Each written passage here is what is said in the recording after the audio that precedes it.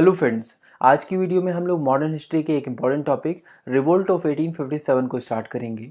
Revolt of 1857 को समझने के लिए हमें ईस्ट इंडिया कंपनी की टाइमलाइन पर नज़र डालनी होगी।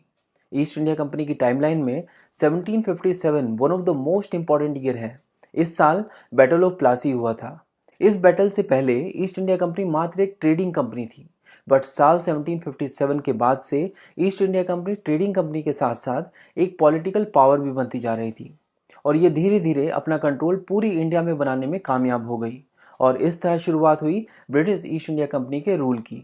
But British East India Company के रूल के दौरान इंडिया के डिफरेंट सेक्शंस और सोसाइटीज़ परेशान थे, चाहे वो इंडियन प्रिंसली स्टेट्स के रूलर हों, ब्रिटिश ईस्ट इंडिया कंपनी में काम करने वाले सिपाही हों, ज़मींदार हों, पीजेंट्स हों, ट्रेडर्स हों, आर्टिशियंस हों, पंडित्स हों या फिर मौलवी। सभी के सभी ब्रिटिश ईस्ट इंडिया कंपनी की पॉलिसीज से एडवर्सली इफेक्टेड थे।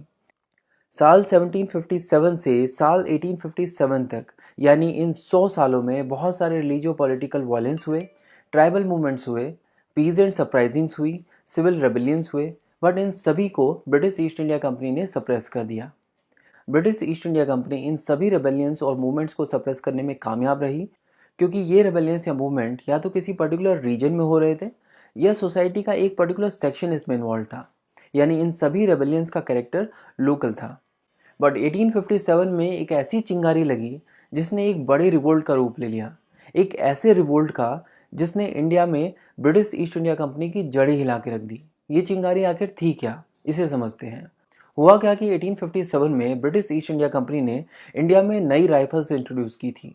ये राइफल्स थी पैटर्न 1853 एनफील्ड राइफल मस्केट। कहा जाता है कि ये राइफल्स पुरानी राइफल से ज़्यादा बेहतर थी, बट बेहतर किस सेंस में थी इसे समझने के लिए ओल्ड राइफल से जुड़े 2-3 इंपॉर्टेंट चीज़ें देखते हैं। किसी भी राइफल के इस हिस्से को बैरल कहा जाता है। ये 1 मीटर तक लंबा हो सकता है। इन राइफल्स में लेड से बनी हुई बुलेट का इस्तेमाल होता था। बैरल के ऊपर से इन बुलेट्स को लोड किया जाता था, बट बुलेट लोड करने से पहले गन पाउडर लोड किया जाता था और उसके बाद बुलेट को लोड किया जाता था। गन पाउडर और बुलेट को लोड करने के बाद एक रैम रोड से बुलेट को पुश करके उसे सही लोकेशन तक ठोका जाता था। तो इन सब के लिए एक सिपाही को एटलीस्ट 2 बैग्स कैरी करने होते थे। एक में भरा होता था गन पाउडर और दूसरे में बुलेट्स। बट अब तक आप ये समझ चुके होंगे कि बुलेट लोड करने का प्रोसेस कितना टाइम कंज्यूमिंग और कम्बरसम है। उसके ऊपर से गन पाउडर कम या ज़्यादा लोड हो जाए तो उसकी अलग प्रॉब्लम है। तो इस परेशानी को दूर करने के लिए पैटर्न 1853 राइफल्स के लिए एक व्यवस्था की गई। यहाँ पर गन पाउडर और बुलेट एक कागज़ के सिलेंड्रिकल पैकेट में पैक कर दिए गए, जिसे कार्ट्रिज कहा गया। अब सिपाहियों को गन पाउडर और बुलेट्स के लिए अलग अलग से पैकेट्स कैरी करने की ज़रूरत नहीं थी। साथ ही साथ नपी तुली मात्रा में गन पाउडर भी इन कार्ट्रिजेज में अवेलेबल होता था। इसीलिए सिपाहियों की ये टेंशन भी ख़त्म हो गई कि गन पाउडर कम या ज़्यादा ना हो जाए। बट फिर भी सिपाही इन कार्ट्रिजेज को लेकर खुश नहीं थे। और ये खुश क्यों नहीं थे, ये समझने के लिए हमें कार्ट्रिजेस की बनावट को समझना चाहिए। कार्ट्रिजेस जो हैं वो बेसिकली सिलेंड्रिकल फॉर्म के थे और इन कार्ट्रिजेस के ऊपर की जो आउटर सरफेस है वो बेसिकली एक रैपिंग पेपर की थी, जिसके अंदर गन पाउडर भरा होता था और नीचे की साइड में होती थी एक लेड से बनी हुई गोली यानी बुलेट। इन कार्ट्रिजेस की लाइफ को बढ़ाने के लिए इन कार्ट्रिजेस की आउटर सरफेस को एनिमल फैट से ग्रीस किया जाता था, ताकि मॉइस्चर या बारिश में ये ख़राब ना हो जाए। इन कार्ट्रिजेस को ऊपर से इस रैपिंग पेपर को फोल्ड करके पुड़िया की तरह बंद किया जाता था। ये भी ग्रीस रैपिंग पेपर से ही बना होता था। इस कार्ट्रिज का इस्तेमाल करने के लिए किसी भी सोल्जर को इस कार्ट्रिज के इसी हिस्से को दांतों से काटकर हटाना होता था। इस पोर्शन को काट के तोड़ने के बाद कार्ट्रिज में भरे गन पाउडर को राइफल के बैरल में लोड करना होता था। गन पाउडर लोड होने के बाद फाइनली बुलेट को भी राइफल के बैरल में लोड करना होता था। उसके बाद रैम रोड से अंदर की तरफ उसे ठोकते हुए सही जगह पर ले जाना होता था। इस प्रोसेस के बाद राइफल फायर करने के लिए रेडी हो जाती थी। आप देख सकते हैं कि पुरानी राइफल की अपेक्षा में ये जो नया प्रोसेस है ये काफ़ी कन्वीनियंट है। बट सोल्जर्स को इस बात से समस्या थी कि रैपिंग पेपर को लार्ड एंड टेलो से ग्रीस किया गया है। लार्ड मतलब सूअर की चर्बी से निकलने वाला फैट और टेलो मतलब कैटल, शीप या फिर बीफ। और लार्ड एंड टेलो ग्रीस्ड इस पेपर को सिपाही अपने मुंह में डालने के लिए बिल्कुल भी तैयार नहीं थे, क्योंकि सूअर इस्लाम में निषेध है, इसे हराम माना जाता है और हिंदू धर्म में गाय पूजनीय है। तो सोल्जर चाहे हिंदू हो या मुसलमान, किसी को भी ये गवारा नहीं था कि ये कार्ट्रिज उसके मुंह में डाली जाए, क्योंकि ऐसा करने का मतलब होगा धर्म भ्रष्ट करना। एक बात और, ये ग्रीस कार्ट्रिजेस क्या वाकई पोर्क फैट या फिर बीफ से बनी हुई थी, या फिर सिर्फ ये केवल एक अफवाह थी? इसके बारे में कोई ठोस इन्फॉर्मेशन नहीं है। हालांकि सिपाही इस बात से कन्विंस थे कि ये पोर्क और बीफ ही है, जबकि ब्रिटिश ईस्ट इंडिया कंपनी के अधिकारी इस बात को हमेशा से नकार रहे थे। खैर, बात कुछ भी हो, सिपाहियों के रिलीजियस सेंटिमेंट्स तो हर्ट हो ही चुके थे। और फिर क्या था, मिलिट्री कैंटोनमेंट से सिपाहियों के रिसेंटमेंट्स की खबर आनी शुरू हो गई। उड़ीसा के बहरामपुर में 19th नेटिव इन्फेंट्री ने फरवरी 1857 में नए कार्ट्रिजेस को यूज़ करने से मना कर दिया। इसके परिणाम स्वरूप 19th नेटिव इन्फेंट्री को डिसबैंड कर दिया गया। इन्हें मार्च 1857 में डिसबैंड किया ही था कि वेस्ट बंगाल के बैरकपुर से 34th नेटिव इन्फेंट्री की खबर आई। यहाँ पर एक सिपाही जिसका नाम मंगल पांडे था, उसने अपनी यूनिट के सर्जेंट मेजर पर गोली चला दी। इसके लिए 8 अप्रैल 1857 को मंगल पांडे को फांसी दे दी गई। इसके बाद अवध की 7th अवध रेजिमेंट ने भी 3 मई 1857 को अपने ऑफिसर्स के ऑर्डर मानने से मना कर दिया और इन्हें भी डिसबैंड कर दिया गया। अब ये चिंगारी बड़ा रूप लेते जा रही थी। उत्तर प्रदेश के मेरठ में 24 अप्रैल 1857 को थर्ड नेटिव कैवलरी, कैवलरी मतलब घुड़सवार, थर्ड नेटिव कैवलरी के 90 घुड़सवारों ने नए कार्ट्रिजेस को यूज़ करने से मना कर दिया। 90 में से 85 को तो तुरंत प्रभाव से डिसमिस कर दिया गया और जेल में डाल दिया गया 10 सालों के लिए। बट मेरठ में स्टेशन दूसरे सोल्जर्स जो थे वो इस घटना से आंदोलित हो चुके थे। जिस दिन इन 85 सोल्जर्स को जेल में डाला गया था, उसके अगले ही दिन यानी 10 मई 1857 को इन्होंने अपने साथी सिपाहियों को जेल से आज़ाद करवा दिया। जो भी ऑफिसर्स बीच में आए वो मारे गए और शुरुआत हो गई 1857 रिवोल्ट की। तो हमने देखा कि मेरठ से 1857 रिवोल्ट की शुरुआत हो गई। बट क्वेश्चन ये है कि हम 1857 रिवोल्ट की शुरुआत मेरठ से क्यों मानते हैं, बहरामपुर से क्यों नहीं? हुआ क्या कि जहां जहां सिपाही म्यूटिनी हुई उसे ब्रिटिश ईस्ट इंडिया कंपनी ने वहीं दबा दिया। बट मेरठ में कुछ अलग हुआ था। यहाँ पर सिपाहियों ने 10 मई 1857 को दिल्ली की तरफ कूच कर लिया और फिर वहां से ये रिवोल्ट पूरे देश में फैल गया। इसीलिए इस रिवोल्ट की शुरुआत मेरठ से हुई ऐसा माना जाता है। क्योंकि मान लो अगर ये सिपाही दिल्ली ना जाते तो ब्रिटिश ईस्ट इंडिया कंपनी कुछ ही दिनों में इस मेरठ में हुई सिपाही म्यूटिनी को सप्रेस कर देती और ये रिवोल्ट कभी शुरू ही नहीं हो पाता।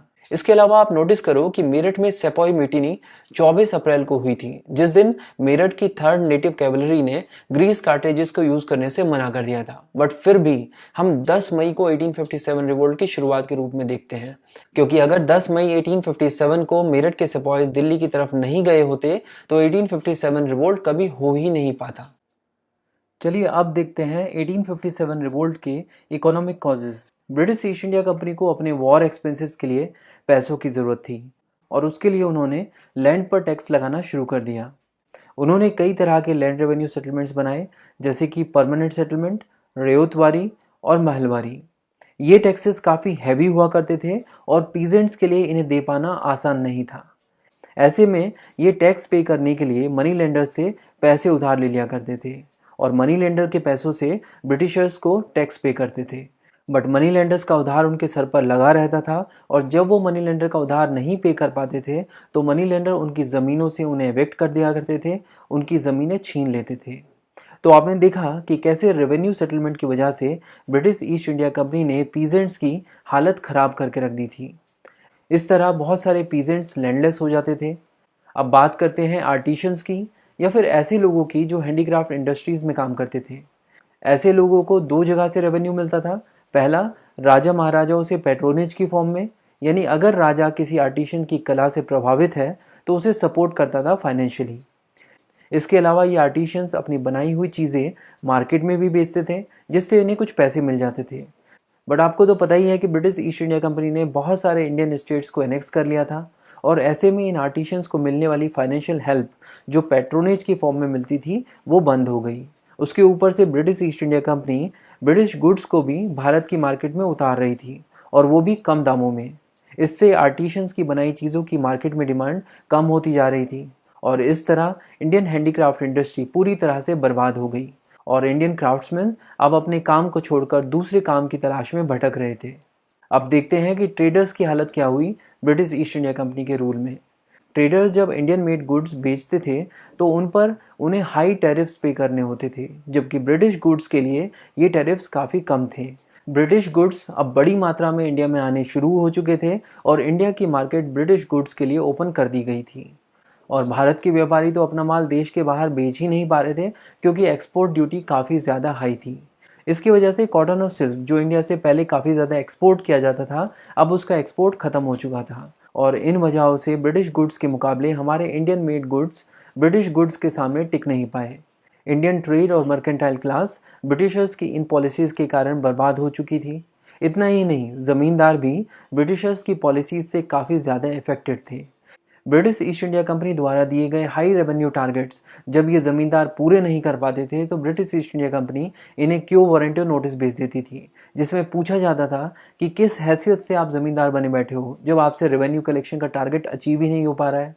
तो इस तरह कई ज़मींदारों की ज़मीन छीन ली गई।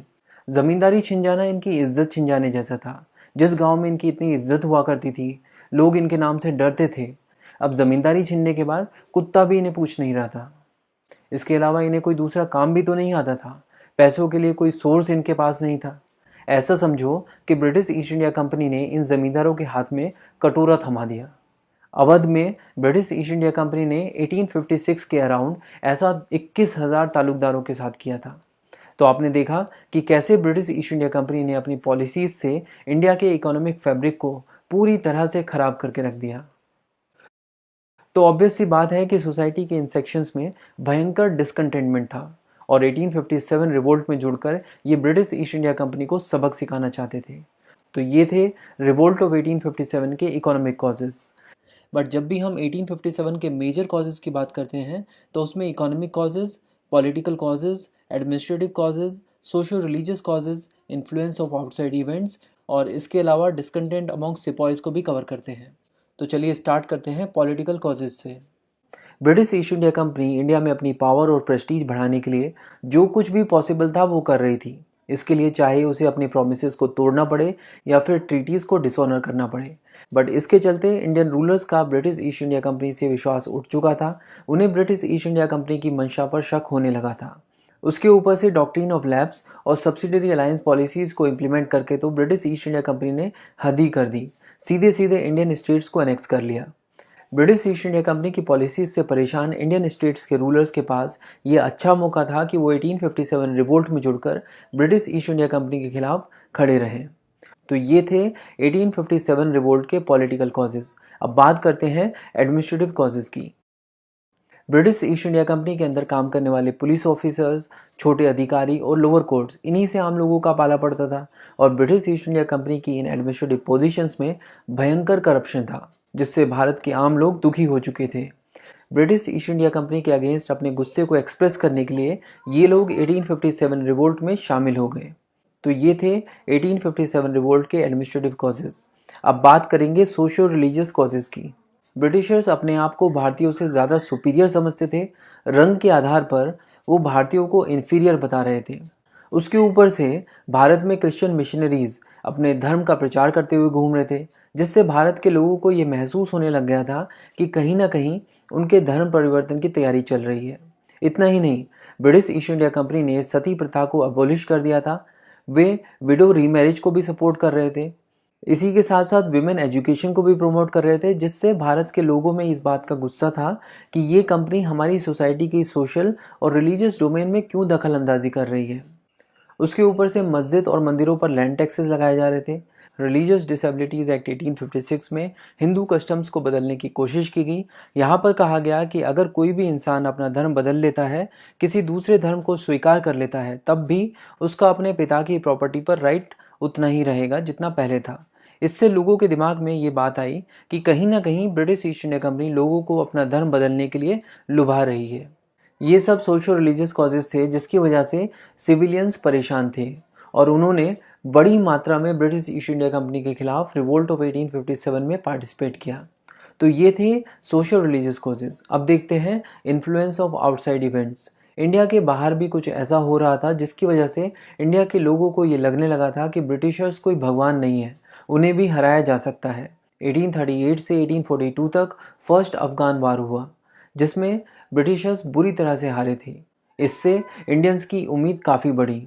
इसके बाद 1845 से 1849 तक पंजाब वार्स हुए और 1854 से 1856 तक क्रीमियन वार हुए। इन दोनों वॉर्स में वैसे तो ब्रिटेन जीत गया, बट कहीं ना कहीं इन वॉर्स के दौरान ब्रिटेन की वीकनेस लोगों के सामने आ गई थी। तो ये थी influence of outside events on 1857 revolt. अब बात करेंगे डिस्कंटेंट अमोंग सिपॉयज की। ब्रिटिश ईस्ट इंडिया कंपनी में काम करने वाले सिपॉयज भी कुछ खास खुश नहीं थे। उन्हें अपनी कास्ट और सेक्टेरियन मार्क्स जैसे माथे पर तिलक, रिलीजियस मार्क्स एटसेट्रा पहनना अलाउड नहीं था। ब्रिटिश ईस्ट इंडिया कंपनी चाहती थी कि आप किसी भी कास्ट या रिलीजन के हों, फौज में सब एक जैसे दिखें। नए गवर्नर जनरल लॉर्ड कैनिंग एक एक्ट लेकर आए जिसका नाम था जनरल सर्विस एनलिस्टमेंट एक्ट, जिसके हिसाब से बंगाल आर्मी में रिक्रूटमेंट के साथ ही सिपाहियों को ये लिखित में देना होता था कि कंपनी उन्हें सर्विस के दौरान कहीं पर भी भेज सकती है, भारत में भी और भारत के बाहर भी। हिंदू सिपाहियों को इससे काफ़ी दिक्कत थी, क्योंकि उस समय हिंदू धर्म में ऐसा माना जाता था कि अगर आप एक बार समुद्र यात्रा कर लेते हैं तो आपका धर्म भ्रष्ट। ऐसा इसलिए क्योंकि बाहर के देशों में या समुद्र यात्रा के दौरान ये संभव है कि हर समय आपको शाकाहारी भोजन ना मिल पाए। इनफैक्ट गांधी जी ने भी माई एक्सपेरिमेंट्स विद ट्रूथ में पूरा एक चैप्टर इसी बात पर लिखा है कि ब्रिटेन जाने से पहले गुजराती समाज ने उनके ब्रिटेन जाने को कैसे अपोज किया और उन्हें गुजराती समाज ने बेदखल करने तक की धमकी तक दे दी थी। वापस से अपने टॉपिक पर आते हैं। तो सिपाहियों की परेशानी का एक कारण ये भी था कि उन्हें उनके ब्रिटिश काउंटर पार्ट से कम सैलरी दी जाती थी और उनका फॉरेन सर्विस अलाउंस यानी भत्ता पंजाब या सिंध में काम करने पर बंद कर दिया गया था। इसके अलावा ब्रिटिश ईस्ट इंडिया कंपनी में बहुत सारे सिपाही अवध से थे और जब ब्रिटिश ईस्ट इंडिया कंपनी ने अवध को एनेक्स कर लिया तो ये सिपाही नाराज थे। और ऐसा भी नहीं था कि 1857 से पहले कभी कोई सेपॉय म्यूटिनी हुई ही नहीं थी। 1764 में बंगाल में सेपॉय म्यूटिनी हुई, 1806 में वेल्लोर में, 1825 में बैरकपुर में और 1838 से 1842 तक चले फर्स्ट अफगान वॉर के दौरान भी सेपॉय म्यूटिनी देखने को मिली। तो इस तरह हमने 1857 रिवोल्ट के सभी मेजर कॉजेज को कवर कर लिया है। चलिए अब देखते हैं कि कैसे ये रिवोल्ट मेरठ से शुरू होकर बाकी जगहों पर स्प्रेड हुआ। मेरठ में इस रिवोल्ट की शुरुआत हुई थी 10 मई 1857 को। इन रिबल्स को ये बात पता थी कि ब्रिटिश ईस्ट इंडिया कंपनी इस रिबेलियन को किसी भी वक्त सप्रेस कर सकती है और अगर इन्हें इस रिबेलियन को बड़े रिवोल्ट में तब्दील करना है तो एक लीडरशिप चाहिए होगी जो इन्हें दिल्ली में मिल सकती थी। इसीलिए इन्होंने दिल्ली की तरफ रुख किया।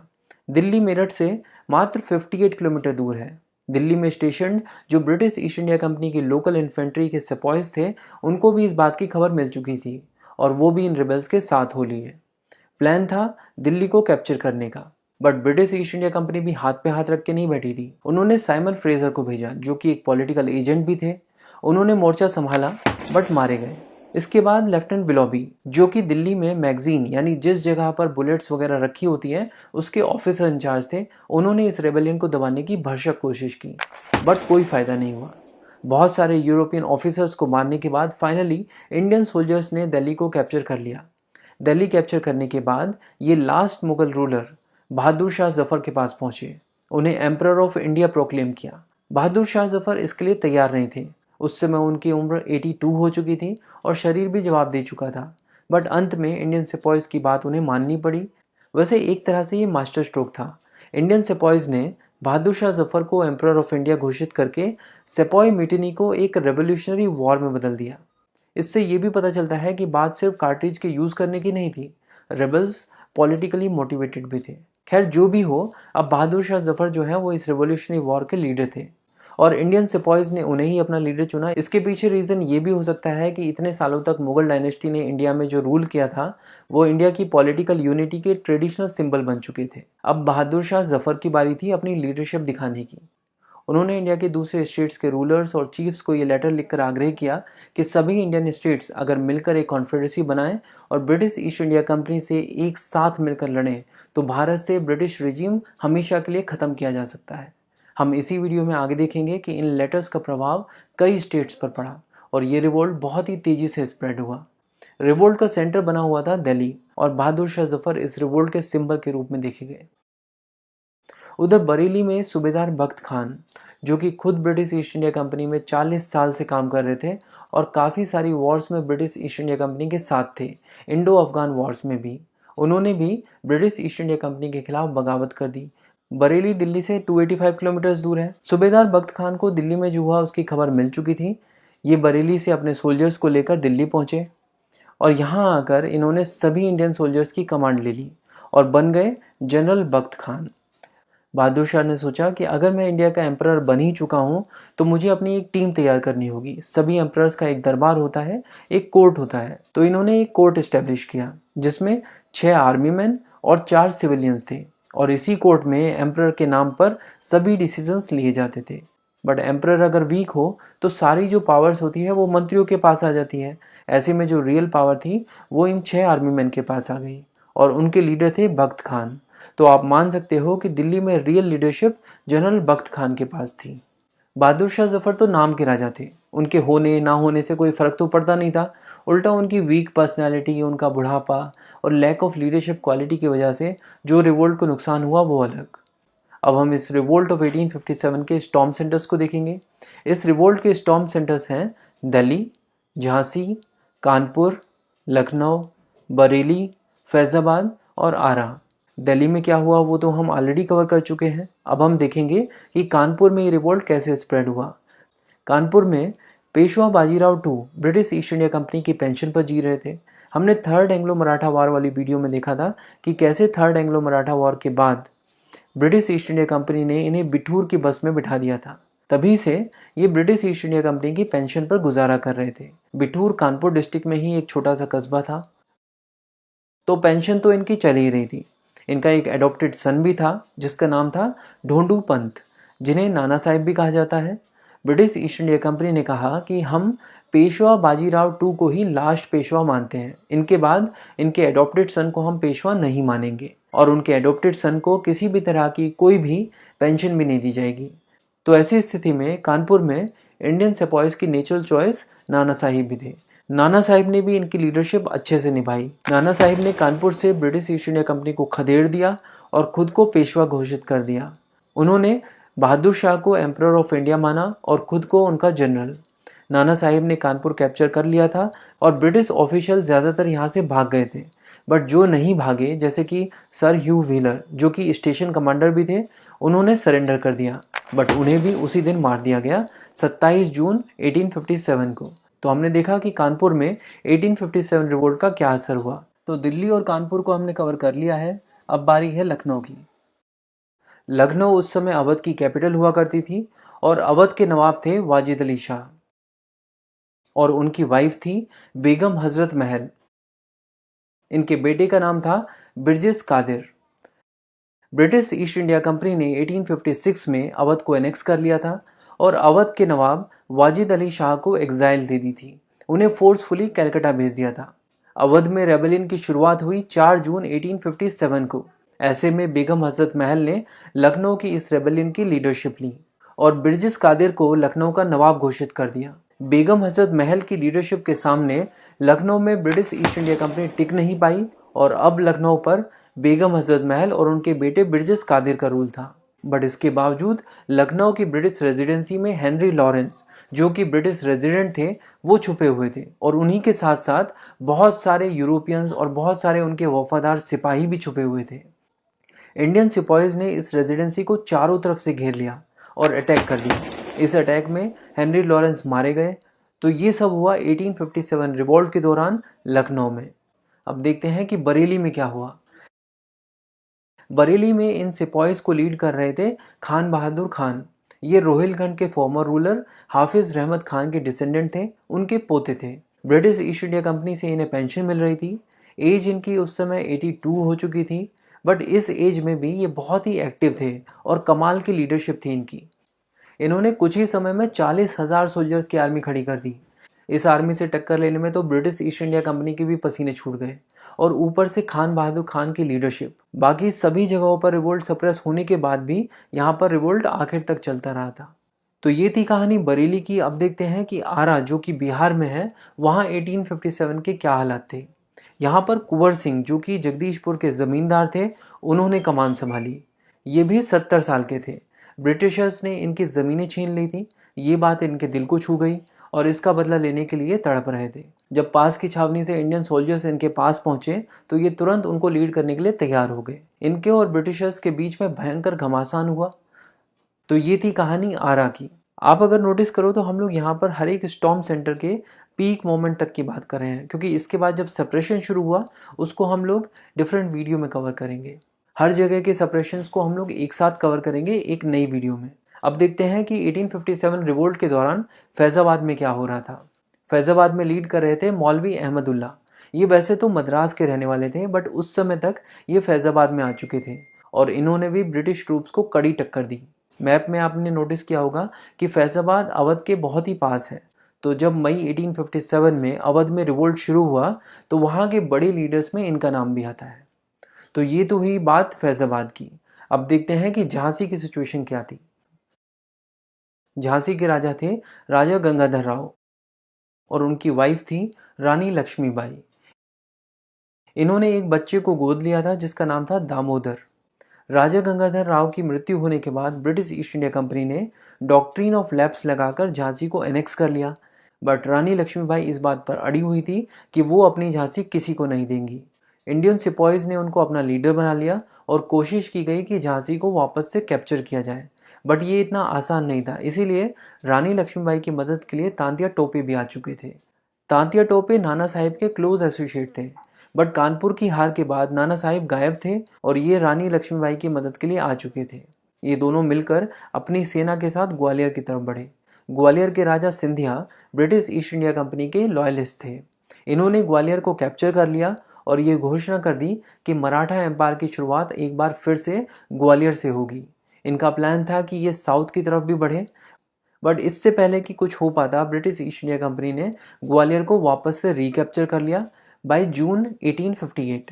बट ये बात तो माननी पड़ेगी कि रानी लक्ष्मीबाई 1857 रिवोल्ट की one of the most outstanding leader साबित हुई। उनकी शौर्य गाथा को सुभद्रा कुमारी चौहान ने अपनी हिंदी कविता में बहुत ही अच्छे से बयान किया है। तो इस तरह हमने सभी स्टॉर्म सेंटर्स को कवर कर लिया है। बट आपने नोटिस किया होगा कि हमने अभी तक रिवोल्ट में आम लोगों की भूमिका को डिस्कस नहीं किया है। आपने अभी तक की वीडियो में 1857 रिवोल्ट का एक पैटर्न नोटिस किया होगा। हर एक जगह जहाँ रेबेलियन हुआ वहाँ पर इंडियन सिपॉइज उस जगह के या उस जगह के आसपास के इंडियन रूलर्स के पास पहुँचते थे और उन्हें अपना लीडर मान लेते थे और कोशिश की जाती थी कि ब्रिटिश ईस्ट इंडिया कंपनी को वहाँ से भगा दिया जाए, उस जगह को कैप्चर कर लिया जाए। इस तरह ये 1857 रिवोल्ट आगे बढ़ रहा था। बट इन सिपॉइज और इंडियन स्टेट्स के अलावा सिविल पॉपुलेशन ने भी 1857 रिवोल्ट में पार्टिसिपेट किया था। सिविल पॉपुलेशन के कई सेक्शंस जैसे कि पीजेंट्स, आर्टिशंस, शॉपकीपर्स, लेबरर्स, जमींदार, प्रीस्ट, मौलवी और सिविल सर्वेंट्स ने भी इस मूवमेंट में बड़ी मात्रा में पार्टिसिपेट किया था। और कहा जा सकता है कि सिविलियंस के इस पार्टिसिपेशन से 1857 रिवोल्ट को काफ़ी स्ट्रेंथ मिली और इसी सिविलियंस के पार्टिसिपेशन ने 1857 रिवोल्ट को एक मास कैरेक्टर दिया। तो हम अब देखेंगे कि सिविल पॉपुलेशन ने आखिर कैसे पार्टिसिपेट किया। पीजेंट्स के लिए मनी लेंडर्स और ज़मींदार ब्रिटिश ईस्ट इंडिया कंपनी के सिंबल ही थे। इन्होंने ऐसे मनी लेंडर्स और ज़मींदारों पर अटैक किया जिन्होंने इन पीजेंट्स की ज़मीनें छीन ली थी। 1857 रिवोल्ट के दौरान इन पीजेंट्स ने इन मनी लेंडर्स और ज़मींदारों के बही खातिर भी जला दिए। इसके अलावा कोर्ट्स, रेवेन्यू ऑफिसेज और पुलिस स्टेशन जो कि ब्रिटिश ईस्ट इंडिया कंपनी के सिंबल थे, ये भी सिविलियंस के टारगेट पे थे। सिविल पॉपुलेशन ने कितने बड़े स्केल पे पार्टिसिपेट किया ये हमें इस जगह के एग्जाम्पल से पता चलता है। ये हाईलाइटेड एरिया है अवध।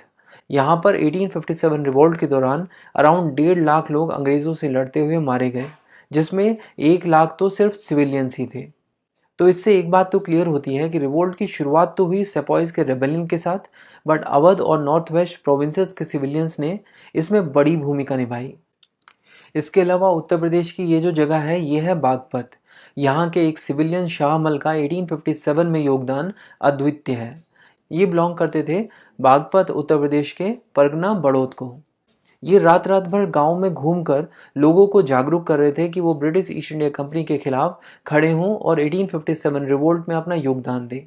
ऐसा करते हुए इन्होंने 84 गांवों के लोगों को और उन गांव के विलेज हेडमैन्स को भी अपने साथ ले लिया। इन लोगों ने गवर्नमेंट बिल्डिंग्स को अटैक किया, रिवर्स के ऊपर जो बने हुए ब्रिजेस थे उनको तोड़ दिया, मेटल रोड्स को खोद डाला। मतलब हर वो चीज़ जो ब्रिटिश ईस्ट इंडिया कंपनी का सिंबल बन चुकी थी वो इनकी दुश्मन थी। शाहमल ने यमुना के किनारे जो इरिगेशन डिपार्टमेंट का बंगलो था उसे अपना हेडक्वार्टर बना लिया। यहाँ से वो अपने ऑपरेशंस को कंट्रोल और सुपरवाइज करने लगे।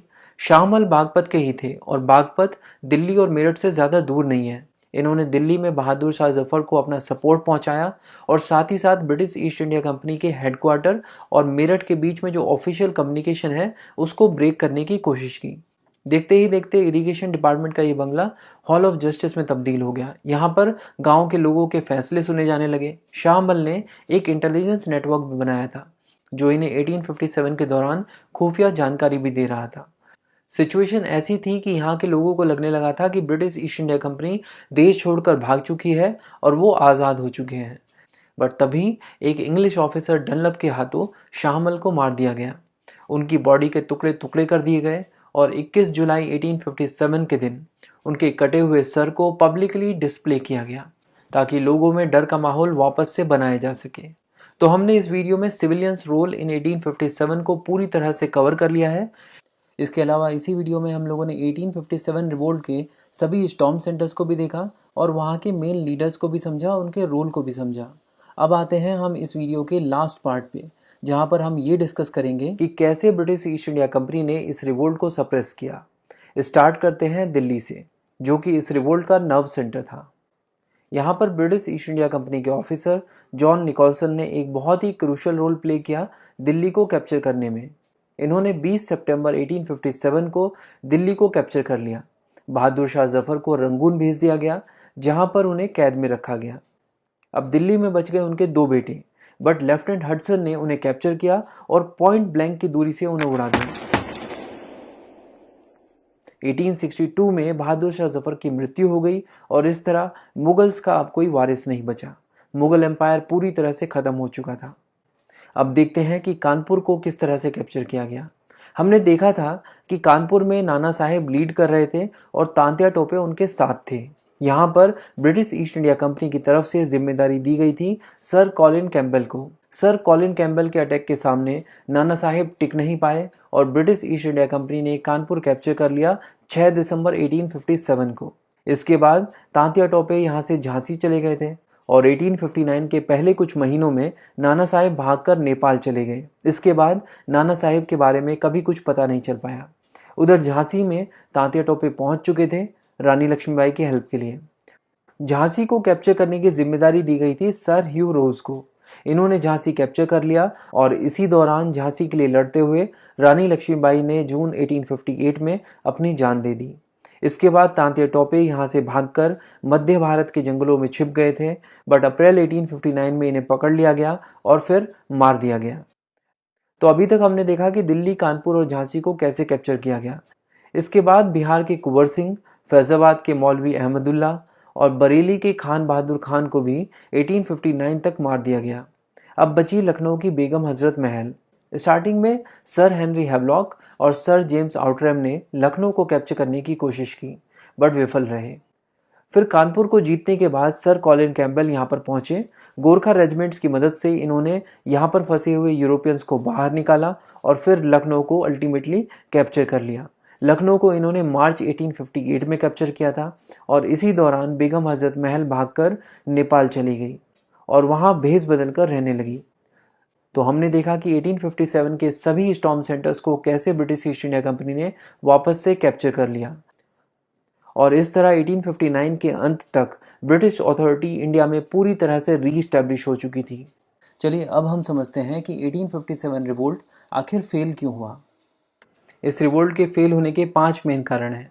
पहला ये कि इस रिवोल्ट में ऑल इंडिया पार्टिसिपेशन देखने को नहीं मिला। इसके अलावा जिन जगहों पर ये रिवोल्ट हो रहा था वहाँ पर भी कई क्लासेस ने इस रिवोल्ट में पार्टिसिपेट नहीं किया। उसके ऊपर से इंडियंस के पास जो आर्म्स एंड इक्विपमेंट्स थे वो ब्रिटिश ईस्ट इंडिया कंपनी के आर्म्स एंड इक्विपमेंट्स के सामने आउटडेटेड थे। साथ ही साथ इन स्टॉर्म सेंटर्स में कोई खास कोऑर्डिनेशन भी नहीं था और ये बहुत ही पुअरली ऑर्गेनाइज थे। और आखिरी कारण, इस रिवोल्ट में पार्टिसिपेट करने वाले लोगों का मकसद अलग अलग था। इस वीडियो में हम इन सब पॉइंट्स को कवर करेंगे। स्टार्ट करते हैं फर्स्ट पॉइंट से, जो है all India participation was absent. 1857 revolt mainly इस हाईलाइटेड एरिया में ही कॉन्सेंट्रेटेड था। कह सकते हैं कि पूरे देश का सिर्फ 1/4 एरिया ही इस रिवोल्ट ऑफ 1857 में इन्वॉल्व था। देश का ईस्टर्न, सदर्न और वेस्टर्न। वेस्टर्न में पाकिस्तान वाला वो एरिया भी जो इस मैप में इंक्लूडेड नहीं है। ये सब वो एरियाज थे जो 1857 रिवोल्ट में ऑलमोस्ट अनअफेक्टेड थे। तो ये एक बड़ा कारण था कि 1857 रिवोल्ट में भारत के एक बड़े हिस्से ने तो पार्टिसिपेट ही नहीं किया। और जिन हिस्सों में रिवोल्ट हो रहा था वहाँ पर भी कई क्लासेस जैसे कि एजुकेटेड इंडियंस, बहुत सारे इंडियन रूलर्स, बड़े ज़मींदार, मनी लैंडर्स और मर्चेंट्स ने भी इस रिवोल्ट में पार्टिसिपेट नहीं किया था। ये ज़मींदार्स और मनी लैंडर्स तो इस रिवोल्ट में जुड़ना ही नहीं चाहते थे, क्योंकि इन्हें लग रहा था कि ब्रिटिशर्स के राज में इनके इंटरेस्ट प्रोटेक्ट हो सकते हैं। हालांकि पिछली वीडियो में हमने देखा था कि जो ज़मींदार समय पर ब्रिटिश ईस्ट इंडिया कंपनी द्वारा दिए गए हाई रेवेन्यू कलेक्शन के टारगेट्स पूरे नहीं कर पाते थे, ब्रिटिश ईस्ट इंडिया कंपनी उन्हें क्यो वारंटो नोटिस भेजती थी, जिसमें पूछा जाता था कि भैया तुम किस हैसियत से ज़मींदार बने बैठे हो जब तुमसे रेवेन्यू कलेक्शन हो ही नहीं पा रहा है, और उनकी ज़मीनें छीन लेती थी। इसमें ज़मींदारों की बहुत बेइज्जती होती थी, रेवेन्यू का कोई सोर्स भी उनके पास नहीं बचता था। और ऐसा ब्रिटिश ईस्ट इंडिया कंपनी ने एक दो लोगों के साथ नहीं, 21,000 ताल्लुकदारों के साथ किया था अवध में। इसीलिए इन ज़मींदारों ने स्टार्टिंग में 1857 रिवोल्ट को ज्वाइन किया था। बट जब ब्रिटिश ईस्ट इंडिया कंपनी को लगा कि एटलीस्ट इनको तो अपने साथ लेकर चलना चाहिए, तो उन्होंने इनकी ज़मीनें वापस कर दी और ये ताल्लुकदार रिवोल्ट से अलग हो गए। उधर एजुकेटेड इंडियंस इस रिवोल्ट को बैकवर्ड लुकिंग समझ रहे थे। उन्हें ब्रिटिश ईस्ट इंडिया कंपनी से काफ़ी उम्मीदें थी। उन्हें उम्मीद थी कि ब्रिटिशर्स की वजह से देश में मॉडर्नाइजेशन का एक एरा शुरू हो सकता है, तो उन्होंने भी इस रिवोल्ट से दूर रहने का फैसला किया। इसके अलावा कई सारे इंडियन रूलर्स के पास जब इंडियन सिपाहीज पहुंचे और उनसे रिवोल्ट ज्वाइन करने को कहा, तो उन्होंने मना कर दिया। उल्टा कई सारे इंडियन रूलर्स ने तो ब्रिटिश ईस्ट इंडिया कंपनी को ही सपोर्ट करना सही समझा। इसमें शामिल थे ग्वालियर के सिंधिया, इंदौर के होलकर, पटियाला और सिंध के रूलर्स, दूसरे सिख चीफ्स और कश्मीर के महाराजा। एक एस्टिमेट के हिसाब से टोटल पॉपुलेशन के ज़्यादा से ज़्यादा 10% लोग ही इस रिवोल्ट में पार्टिसिपेट कर रहे थे। अब बात करते हैं पुअर आर्म्स एंड इक्विपमेंट्स की। जो लेटेस्ट एनफील्ड राइफल इंट्रोड्यूस की गई थी, सारी फसाद की जड़ तो वही थी। हमारे इंडियन सोल्जर्स उसे यूज़ नहीं करना चाहते थे। हमारे Indian soldiers old rifle use कर रहे थे, जबकि ब्रिटिश ईस्ट इंडिया कंपनी के सोल्जर्स एनफील्ड राइफल मस्केट, जो कि ओल्ड राइफल से काफ़ी बेहतर थी। इसके अलावा हमारे सोल्जर्स के पास पुराने टाइप के हथियार थे, जैसे कि तलवार, बर्छी और भाले। और ब्रिटिश ईस्ट इंडिया कंपनी के पास एक से बढ़कर एक वॉर एम्यूनिशन थी। इसके अलावा टेक्नोलॉजिकल इक्विपमेंट्स जैसे कि इलेक्ट्रिक टेलीग्राफ्स ने भी ब्रिटिश कमांडर इन चीफ्स को रेबल्स से हमेशा एक कदम आगे ही रखा। तो इस तरह पुअर आर्म्स एंड इक्विपमेंट्स की वजह से हमारे soldiers British East India Company के मुकाबले ढीले पड़ गए। अब देखते हैं नेक्स्ट पॉइंट। ये एक पुअरली ऑर्गेनाइज्ड रिवोल्ट था। कोई कोऑर्डिनेशन नहीं, ना कोई सेंट्रल लीडरशिप। इस रिवोल्ट के बड़े लीडर्स में 2-4 नाम सामने आते हैं, जैसे कि नाना साहिब, तात्या टोपे, कुंवर सिंह और झांसी की रानी। बट इनका भी कोई खास एक्सपीरियंस नहीं था as compared to British generals जो इनके अगेंस्ट